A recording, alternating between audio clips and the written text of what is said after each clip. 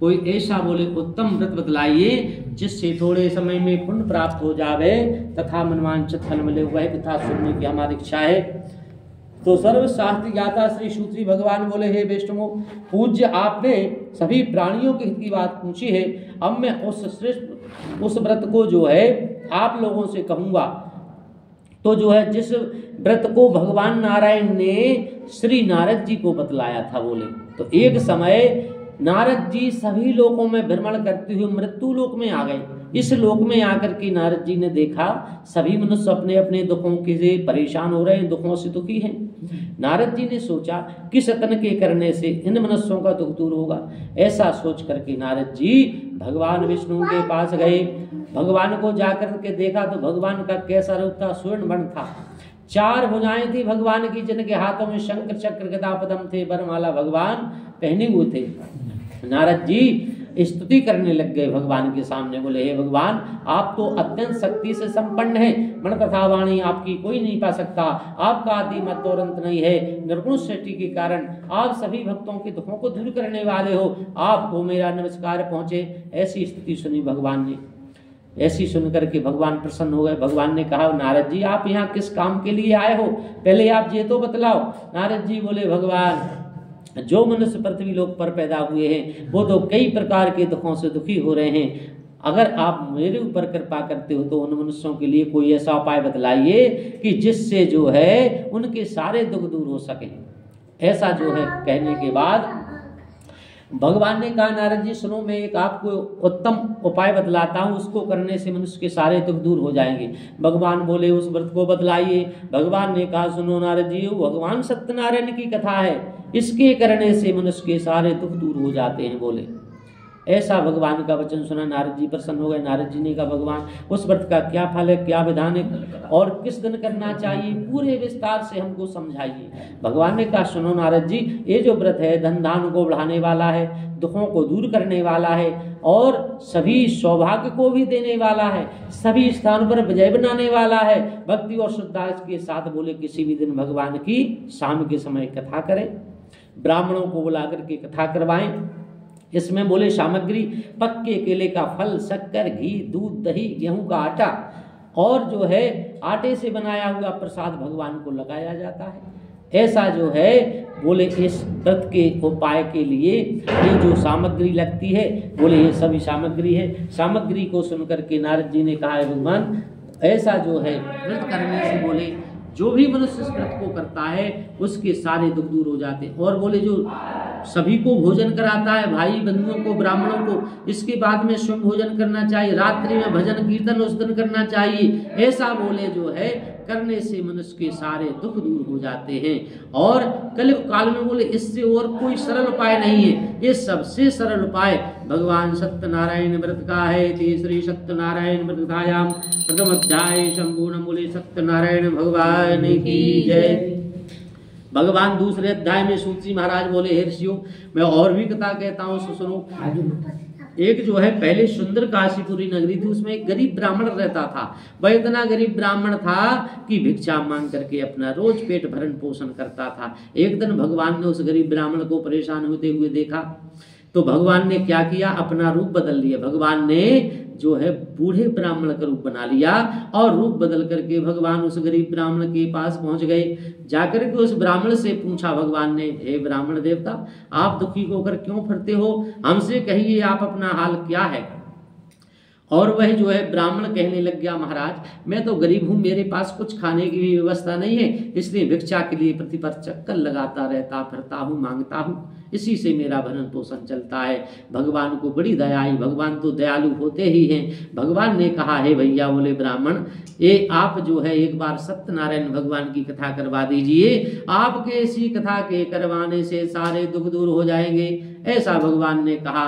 उस गरीब ब्राह्मण ने अपने मन में निश्चय तो किया कि मैं कथा करवाऊंगा, लेकिन उसके पास कुछ पैसा भी नहीं था। भगवान तो बतला करके चले गए, अंतर ध्यान हो गए और वो घर को आ गया।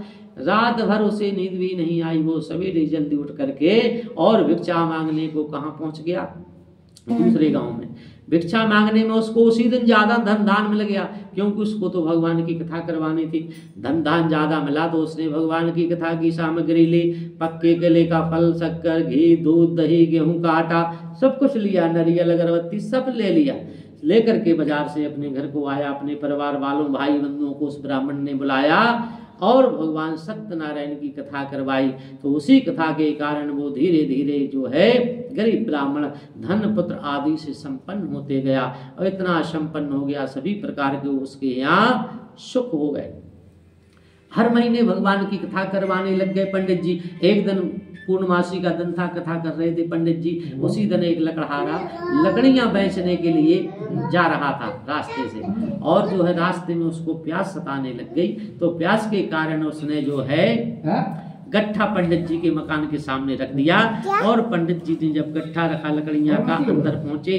अंदर पंडित जी कथा कर रहे थे और नमस्कार करके लकड़हारा बोलता है, महाराज आप कौन सा व्रत पूजन कर रहे हैं, इस व्रत के करने से क्या फल की प्राप्ति होती है।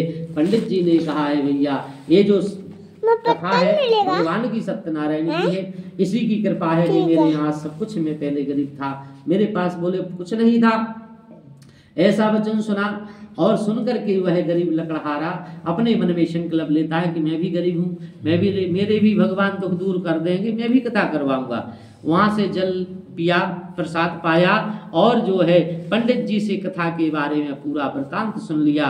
वृतांत सुनने के बाद जो है वहां से अपने ऊपर सर पर लकड़ियां रख करके मन में ऐसा संकल्प लेकर के चलता है कि हे भगवान, जो आज इन लकड़ियों का पैसा मुझे मिलेगा, इसी पैसे से जाकर के मैं भगवान की कथा करवाऊंगा। ऐसा मन में सोच करके दूसरे नगर को प्रस्थान किया। दूसरे नगर में पहुंचा तो पैसे वाले लोग थे वहां पर, उन्होंने जो है पहले दिनों से जब उसने लकड़ियां बेचनी चाहिए तो उसको चौगुना ज्यादा पैसा मिल गया। चौगुना ज्यादा पैसा मिल गया, लकड़हारा बड़ा प्रसन्न हो गया। उसने पूजा की पूरी सामग्री ली, सामग्री लेकर के अपने घर को आता है। अपने घर आकर के भाई बंधुओं को सभी को बुला करके और उसने कथा करवाई, और भगवान सत्यनारायण की उसने कथा करवाई। उसी कथा के कारण वह जो है एक बूढ़ा लकड़हारा धीरे धीरे, जो गरीब था वो धीरे धीरे धनवान होते गया। इतना धनवान हो गया लकड़हारा, उसके यहाँ धन पत्र आदि सुख संपत्ति सभी कुछ हो गई, जो मृत्यु लोक में सब सुख होते हैं, उस लकड़हारा भी सभी सुखों को भोगने लग गया। भगवान की कृपा से जब अंत आया उसका, तो भगवान के धाम को चला गया। यदि श्री सत्यनारायण संपूर्णम, बोले सत्यनारायण भगवान की जय। तीसरे अध्याय में सूजी महाराज बोले, पहले समय में ये कुलकामुक नाम का बुद्धिमान राजा था। वह सत्य बोलता था, कभी झूठ नहीं बोलता था। मंदिरों में जाकर के गरीबों को धन पैसा दे करके उनके कष्टों को दूर करता रहता था। उसकी जो पत्नी थी कमल के समान मुख वाली, सुंदर साध्वी, सुशील गुणवान थी। तो भरतशिला नदी के तट पर उन दोनों ने भगवान सत्यनारायण की कथा करवाई, और कथा इसलिए करवा रहे थे उनकी आज संतान नहीं थी। उधर से एक वैश्य आया, नौका को किनारे पर ठहरा कर जहाँ राजन कथा कर रहे थे, वैश्य जो है वहां पर आ गया और राजा को कथा करते देख करके विनय के साथ पूछने लग गया। राजन से बोला, राजन आप कौन सा व्रत पूजन कर रहे हैं? बनिया ने ऐसा पूछा तो राजा ने कहा है, भैया मैं तो संतान की प्राप्ति के लिए भगवान की कथा करवा रहा हूँ, मेरे यहाँ संतान नहीं है। वैश्य ने सोचा कि मेरे यहाँ भी संतान नहीं है, जब राजा के यहाँ संतान कथा करवाने से हो सकती है तो मेरे यहाँ क्यों नहीं होगी, मैं भी कथा करवाऊंगा। ऐसा मन में सोच लिया। सोच करके जो है वहां पर जल लिया, पिया, प्रसाद पाया, राजा से पूरे कथा के बारे में समाचार ले लिया, और लेकर के अपने मन में संकल्प लेकर के बनिया अपने घर को आया कि जब मेरे यहाँ संतान हो जाएगी तो मैं कथा अवश्य करवाऊंगा। अपनी पत्नी से, लीलावती से वचन आकर उसने घर पर कह दिए। बनिया की पत्नी का नाम था लीलावती। लीलावती से कह दिया जब हमारे यहाँ बोले संतान हो जाएगी तो हम भगवान की कथा करवाएंगे। कुछ दिनों बाद भगवान की कृपा से उसकी जो पत्नी थी लीलावती वो गर्भवती हो गई, और 10वें महीने में उसके यहाँ एक सुंदर कन्या का जन्म हुआ। वो कन्या धीरे धीरे ऐसे बढ़ने लग गई जैसे रात्रि में शुक्ल पक्ष में चंद्रमा बढ़ता है। कन्या का नाम भी कलावती रख दिया, क्योंकि भगवान की कला से पैदा हुई लड़की, कलावती नाम रख दिया। और दिनदूनी बढ़ रही थी, वो तो भगवान की कला से थी। एक दिन जो उसकी पत्नी थी लीलावती, वो पति से बनिया से बोली, हे प्राणनाथ, जो आपने संकल्प कहा था कि भगवान का पूजन कथा करवाएंगे, अब आप करवा दीजिए, संतान हो गई है। बनिया बड़ा कंजूस था, कंजूस होता भी है बनिया। उसने सोचा मैं अभी कथा करवाऊंगा और मेरी लड़की धीरे धीरे जल्दी बढ़ रही है तो इसका विवाह भी करना पड़ेगा, विवाह के बाद भी कथा करवानी पड़ेगी, इसलिए मैं अभी नहीं, मैं विवाह के बाद कथा करवा दूंगा। पत्नी को ऐसा टाल दिया। कुछ दिनों बाद उसकी जो लड़की थी सियानी हो गई। लड़की को जब सियानी होते हुई देखा उसने कि विवाह हो चुकी, एक नौकर को भेज दिया, बोले जाओ एक जो है अच्छा लड़का देख करके लाओ। और दूत जो है कहाँ पहुंच गए, सुंदर जो है कंचन नगर पहुंचा एक वो नौकर, वहां से एक बनिया के लड़के को देख करके और जो है उसको लेकर आ गए। उस जो है बनिया की लड़की को देखा उस साधु वैष्णव बनिया ने तो अपनी कन्या का विवाह उसके साथ कर दिया, किंतु विवाह के बाद भी उसने कथा नहीं करवाई। विवाह के बाद भी कथा करवाना वह जो है बनिया भूल गया। जब बनिया भूल गया कथा करवाना तो भगवान जी क्रोधित हो गए। भगवान ने उस बनिया को श्राप दे डाला, बोले जा बनिया आज से तुझे दारुण दुख प्राप्त होगा। बनिया तो व्यापारी था, व्यापार करता था। एक दिन अपने घर से धन पैसा भरकर नौका में और दूसरे प्रांत में अपने दामाद को लेकर के व्यापार को चल पड़ा। भगवान का श्राप लग गया था बनिया को। जब दूसरे नगर में व्यापार जमाया, उस नगर में जो है चंद्रकेतु का नगर था, राजा उसका चंद्रकेतु राजा था। उसके नगर में व्यापार जमा लिया। एक दो दिन बाद वहां से माया के चोर रात्रि में दो चोरी करके निकल रहे थे। उस नगर के राजा के दूत उन चोरों का पीछा कर रहे थे। चोर घबरा गए, हम पकड़ जाएंगे, तो चोरी का माल बनियों के पास रख करके भाग गए और बनियों के पास धन को रख कर भागे। उन दूतों ने आकर के उन बनियों को पकड़ लिया। झूठे इल्जाम में उन बनियों को पकड़ कर ले गए, दोनों को जेल में डाल दिया। उनका जो पैसा धन था उस बनिया के पास वो भी राजा ने अपने खजाने में ले लिया। इधर उनकी जो लीलावती कलावती घर पत्नी दुखी रहने लगी, कुछ अन्न भी खाने को नहीं बचा, क्योंकि भगवान का श्राप था। जब अन्न नहीं बचा तो भूख प्यास से दुखित तो अन्न की चिंता में कलावती एक ब्राह्मण के घर गई। एक दिन ब्राह्मण के घर जाकर के उसने, भगवान की कथा हो रही थी, लड़की ने कथा सुनी। कथा सुनने के बाद लड़की जो है प्रसाद पाकर जल पी करके वहां से आती है तो टाइम हो जाता है उस लड़की के लिए। जब टाइम हो गया तो उस लड़की ने घर आकर के कहा, उसकी जो माता थी लीलावती वो कहने लगी, लड़की धनवर्षी तू कहाँ रही? वो बोले, लड़की तेरे मन में क्या है?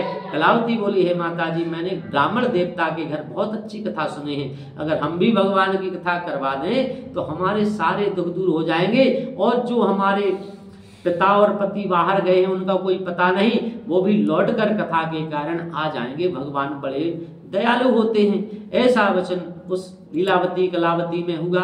वचन के बाद दूसरे दिन उन्होंने लीलावती कलावती ने कथा करवाई। भगवान की कथा करवाते समय भगवान से वर मांग लिया, है भगवान हमारे पतियों को जल्दी घर पर भेज दो, उनका कोई पता नहीं, बहुत दिनों से व्यापार के लिए बाहर गए हैं, उनका कोई पता नहीं, उनको आप शीघ्र ही लौटा दीजिए। भगवान कथा से जल्दी प्रसन्न होते हैं। भगवान ने जो है उसी रात्रि में स्वप्न में जाकर के उससे कह दिया, राजा से जहां बंदी घर में बंद थे, और कह दिया उस राजा से भगवान ने, बोले राजन दोनों बनियों को सवेरे ही छोड़ देना, इनका जो धन तुमने पैसा लिया है उनका वो भी लौटा देना, नहीं तो मैं तुम्हारा धन राज्य पुत्र आदि में सब कुछ नष्ट कर दूंगा। राजा से ऐसा वचन स्वप्न में कहा भगवान ने, तो जो है स्वप्न का हाल जो है याद रहा उसको, तो उसके लिए जो है उठ करके बैठता है। सवेरे ही जब होता है तो मंत्रियों को बुला करके दोनों बनियों को निकाल करके अपने सामने बुलाता है। दोनों आते ही राजा को नमस्कार करते हैं। राजा उनको नए नए वस्त्राभूषण कपड़े पहनाता है और जैसा उनका धन लिया था उस राजा ने अपने खजाने से दूना धन देकर उन बनियों की विदा कर दी। दोनों वैश्य वहां से अपने नौका में धन भर के अपने घर को चलने के लिए तैयार हुए। इति श्री सत्यनारायण वृद्धायाम दुग्धाय शंभुनम। बोले सत्यदेव भगवान की जय। चौथे अध्याय में सूची महाराज बोले कि वहां से नौका द्वारा बनिया तो चलने लग गए। थोड़े ही दूर पहुंचे तो भगवान ने सोचा परीक्षा लेना चाहिए बनिया को कैसा है, तो भगवान ने अपना दड्डी का रूप बना लिया। रूप बदल करके नौका के पास बनिया के पास पहुंच गए भगवान ने जाकर के पूछा, बनिया तेरी नाव में क्या भरा है? बनिया तुरंत हंसता हुआ झूठ बोल गया, बोले क्या दंड है, क्या आपका चोरी करने का इरादा है? मेरी नाव में तो बेलपत्ती भरे, इसमें धन मन कुछ नहीं है। बनिया झूठ बोल गया। तो भगवान ने कहा, बेटा तेरा वचन सत्य हो जाए तूने जैसा कहा वैसे ही होगा। और भगवान लौट गए किनारे पर जाकर समुद्र के बैठ गए। भगवान के जाने के बाद धीरे धीरे पानी में से नाव ऊंची उठने लग गई। जब पानी में से नाव ऊंची उठने लग गई तो उस बनिया को भी अचंबा हो गया, हे भगवान ये क्या हो गया है, और बेहोश हो गया। नाव में जब उसको बेलपत्ती दिखाई दिए तो बेहोश हो गया, इसमें धन था। उसका जो दामाद था साथ में, उसने वो पहचान गया, ये सब कुछ भगवान की कृपा से हो गया है। बोले ससुर जी अपन को भगवान के पास चलना चाहिए, तभी हमारी मनोकामना पूर्ण होगी। तो ऐसा जो है सुन करके जहां भगवान बैठे थे वहां दोनों बनिया पहुंच गए। बनियों ने जाकर के भगवान को प्रणाम किया, रो करके कहने लग गए, हे महाराज, बोले हमको क्षमा कर दो, हमने आपसे असत्य वचन कहे हैं, आप हमको क्षमा कर दीजिए। भगवान ने कहा, बेटा तू मेरी पूजा से पहले से विमुख हो चुका, तू मुझे भूल गया, सो मैं तुझे भूल चुका हूँ। ऐसा वचन बनिया ने सुना तो बनिया हाथ जोड़ करके बोला, महाराज मैं तो क्या आपको तो ब्रह्मा आदि देवता भी नहीं पहचान सकते, आप किस रूप में कहाँ प्रकट हो जाते हैं, आप प्रसन्न हो जाइए भगवान, मैं आपकी पूजा करूंगा, मैं आपकी कथा करूंगा, मेरी रक्षा करो। जैसे मेरी नौका में धन भरा था भगवान, वैसा मेरी नौका धन से भर दीजिए। दीन वचन सुने भगवान, दीन वचनों से जल्दी प्रसन्न होते। भगवान ने दीन वचन सुने उन बनियों के, प्रसन्न हो गए। बनिया से कह दिया, बोले ठीक है बनिया, जा तेरी नौका धन से परिपूर्ण हो चुकी होगी, भर चुकी होगी।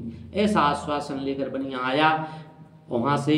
तो बनिया ने नाव पर आकर देखा कि नाव धन से परिपूर्ण है, वहां पर पूजन किया, आगे को चले।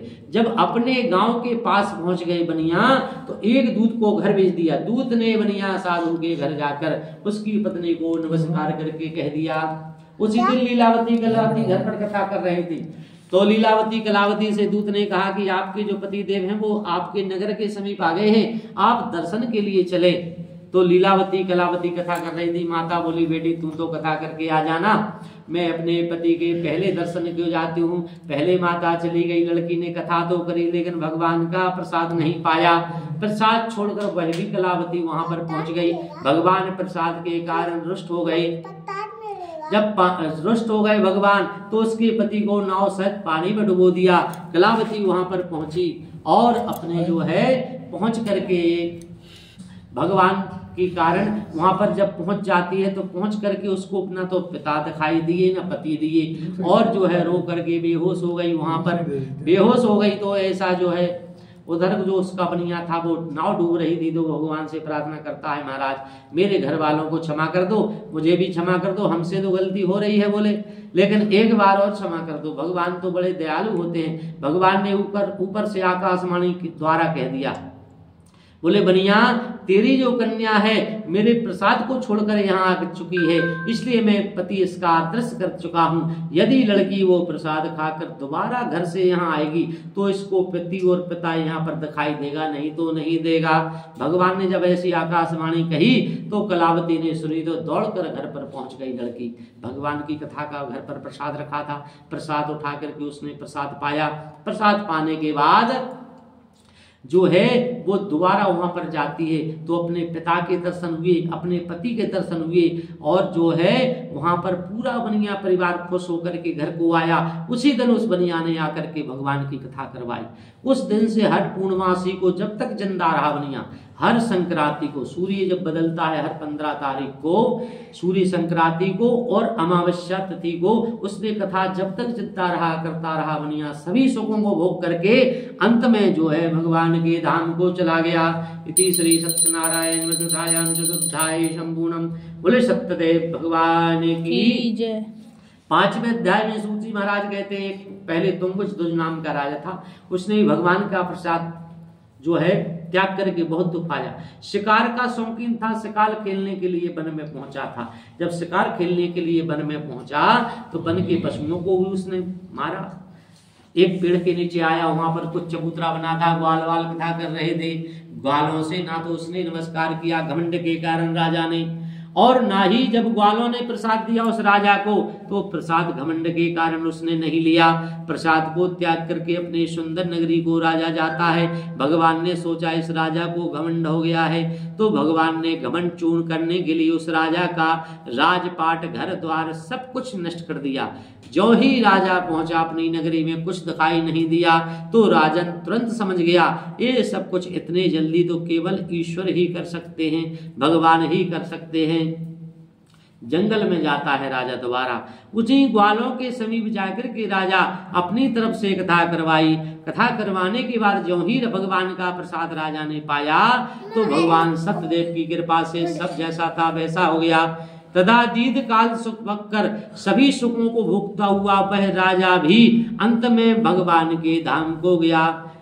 जिन्होंने पहले इस व्रत को किया है उनके दूसरे जन्म कथा इस प्रकार है। वृद्ध सतानंद ब्राह्मण ने सुदामा का जन्म लेकर के मोक्ष को पाया था। उल्कामुख नाम का राजा दशरथ होकर वैकुंठ को प्राप्त हुए थे और साधु नाम के वैश्य ने मोरध्वज बनकर अपने पुत्र पर आरा चला करके मोक्ष को प्राप्त किया था। और महाराज तुंगध्वज ने शंभु होकर भगवान के व्यतीत कर्म करके मोक्ष को प्राप्त किया था। इति श्री सत्यनारायण व्रतकथायां पंचमोध्याय संपूर्णम।